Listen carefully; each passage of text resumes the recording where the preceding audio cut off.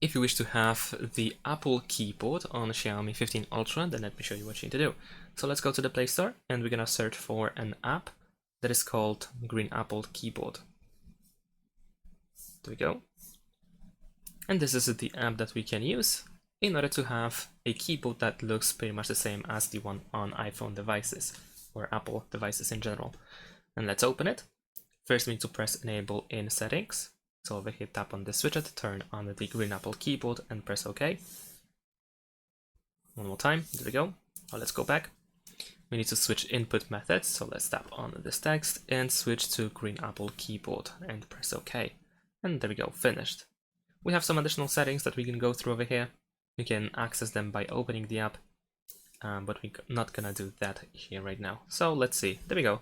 This is how the keyboard looks like. As you can see, it's pretty similar to the one that we have on iPhones. And that's pretty much it. Thanks for watching, leave a like and subscribe to my channel, and see you in my next videos. Bye!